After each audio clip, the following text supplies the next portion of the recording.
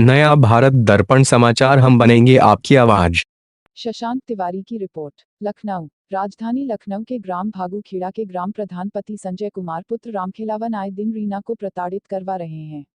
रीना ने बताया कि उसके पति परिदीन को ग्राम प्रधान पति संजय आए दिन सरेआम शराब पिलाकर उसकी पिटाई व गाली गलौज करवाते हैं। रीना ने बताया कि उसके 2 छोटे बच्चे हैं जिनका वह सिलाई का काम करके बच्चों का पालन पोषण कर रही है, पर ग्राम प्रधान पति संजय को उससे क्या समस्या है कि आए दिन प्रताड़ित करवाया जा रहा है। रीना ने बताया जब उसने संजय के घर जाकर इसका विरोध किया तो कहा कि अपने आदमियों को भेजकर उसको जान से मरवाने की धमकी दी। रीना ने आगे बताते हुए कहा कि कुछ दिन पहले उसके पति परिदीन को संजय ने अपने घर में बैठाकर शराब पिलाया करता था और गलत रास्ते पर चलने को व मुझे मारने को उकसाया करता था।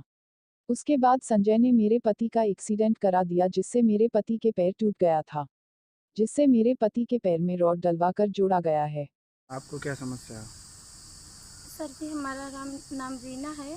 हमारी भागूखेड़ा में शादी हुई थी और हमारे पति जो हैं शराब पीते थे।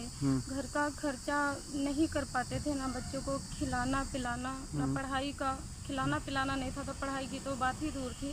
तो इसलिए हम अपना सिलाई पार्लर का काम किया करते थे और उसी से बच्चों को खिलाना पिलाना और पढ़ाई लिखाई का काम करते थे। और हमारी दुकान भागूखेड़ा चौराहे पे थी। प्रधान के घर के सामने से हमारा आना जाना था। एक दिन प्रधान ने हमें फ़ोन करके गंदी संदी बात बोली, हमसे गंदी संदी बात बोली तो हमने उनको उल्टा सीध की मतलब गालियां दे दी। इसीलिए वो हमसे नाराज़ हो गया था।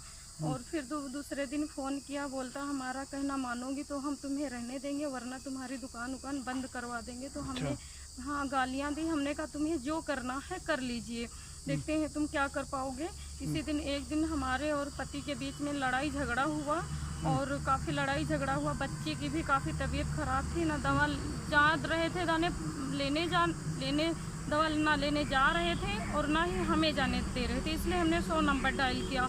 100 नंबर डायल करने के बाद में हमारे हस्बैंड प्रधान के वहाँ चले गए। प्रधान ने छुपा लिया हमारे हस्बैंड को और उसके बाद में पुलिस ने हमारे हस्बैंड को छोड़ दिया और उसी रात में प्रधान ने फ़ोन करके मना कर दिया, मालिक को मना कर दिया कि इनकी दुकान बंद करवा दो। अच्छा।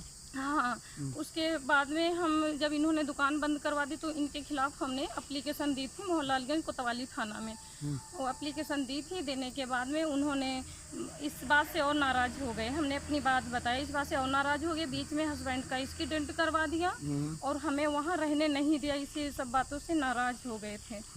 फिर उसके बाद में हम अपना घर में रहने लगे। घर में रहने के बाद में बीच में हस्बैंड का एक्सीडेंट भी करवा दिया और बोले हमारा कहना नहीं मानी हो, हमारे खिलाफ FIR किए हो तो हम तुम्हें नहीं रहने देंगे। इसलिए हमें वहाँ न रहने दिया, बच्चों समेत हमें वहाँ से खेद दिया प्रधान और हस्बैंड मिलकर। और इस बच्चों को लेने के लिए हमारे मम्मी के वहाँ गए थे, ज़बरदस्ती उठाने की कोशिश की तो हम वहाँ काफ़ी लड़ाई झगड़ा हुआ। इस कारण हमने इनके प्रधान और परदीन के खिलाफ केस डाल दिए हैं। तो इसी कारण ये हमारा पीछा करते हैं और हमसे धमकियां दिए हैं कि अगर हमें जेल जाना हुआ तो हम तुम्हें जान से मार देंगे और तुम चौराहे पे आ जाओ, बस तुम्हें यहाँ से लाश तुम्हारी उठ के जाएगी।